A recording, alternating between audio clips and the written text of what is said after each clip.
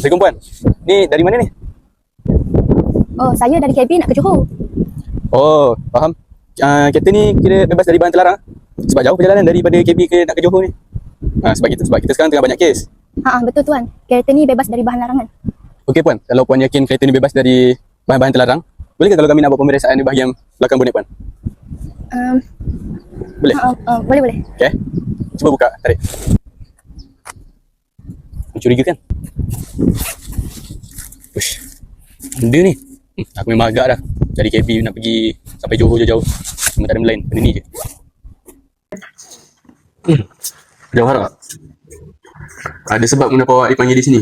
Awak tahu kan awak buat salah apa? Saya tahu tuan, saya akan kenakan tindakan yang berat. Okay, lepas tu? Tapi saya minta tolong. Saya tak nak kes ni pergi jauh. Awak tahu tak? Kita ada prosedur kat sini. Awak tak boleh buat sesuka hati awak. Kalau benda tu salah, tetap salah. Tahu kan? Saya faham tuan. Tapi kalau kes ni boleh selesai, saya hargai jasa tuan.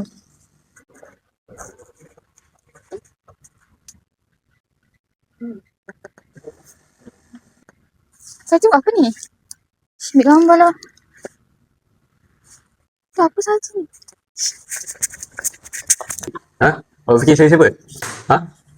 Awak fikir kelakar benda ni? Awak bagi saya macam ni? 1,000 je tuan. Kecil je. Okey lah. Untuk kali ni, saya terima benda ni. Tapi, lepas ni, kalau awak ulang lagi benda yang sama, saya tak akan bertolak ansur dengan benda ni. Setuju tak? Faham? Setuju. Okay.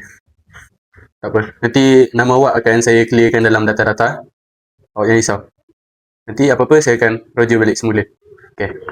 Terima kasih tuan. Sama-sama. Boleh lah. Okay, roger balik. Mahal kereta ni. Aku rasa gaji kau tak mampu nak bayar kereta ni. Apa yang tak mampu tuan? Usaha saya keras selama ni. Banyak dah kes yang saya dah selesaikan. Ke kau ada suruh apa ni? Suruh apa tuan? Tuan cakap apa? Ke mesti jam belanja? Apa ni tuan? Tuan tak ada bukti apa semua? Kau jangan cerita bukti dengan aku. Apa? Bukti apa? Kau nak tahu? Kau ikut aku ke balai? Apa hal pula tuan? Tuan tak ada bukti kat sekarang, tuan tak ada hak untuk tahan saya. Saya bukan orang biasa. Panas ni aku dengar. Saya minta maaf sekali lagi, saya terpaksa menangkap anda dan buat itu keluarkan waran tangkapan di atas kesalahan nak terasuah tahun 2003. Tuan, macam ni tuan. Tak masalah apa tuan.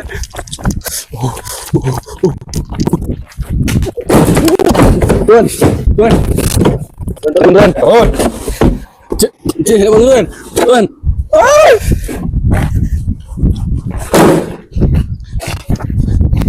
Tuan, ni macam ni tuan. Pak saya cerita tuan ada duit sana. Yang macam tak ni? Betul tuan. Mari ikut saya. Saya nak lihat. Apa yang orang buat? Buat dia ikut.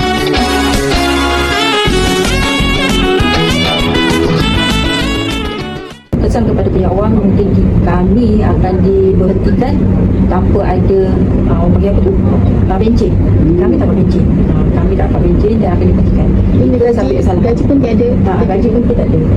Jadi kesannya agak bayangkanlah kalau dalam sisi keluarga itu hanya suami yang bekerja, isi rumah dan tak ada suami tertangkap, memang nama blacklist dan dia bekerja dalam sektor kerajaan dan malahan mungkin kalau dia masuk penjara pun anak ini lagi sebenarnya kehidupan dia orang.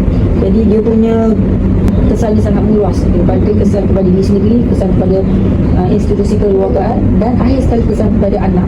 Jadi kat sini sepatutnya polis tu bertanggungjawablah dengan apa yang dia laksanakan. Kat sini dalam video tu kita boleh nampak polis tu tak ada integriti. Sepatutnya dia ikut undang-undang. Yang sepatutnya pesalah tu dihukum, tapi disebabkan oleh habuan ataupun upah yang dia dapat, dia boleh cancel dia punya hukuman tu. Itulah yang berlaku pada zaman sekarang ni. Yang mana orang ni nampak duit dulu mungkin bagi dia orang tu duit tu begitu penting, bernilai bagi mereka.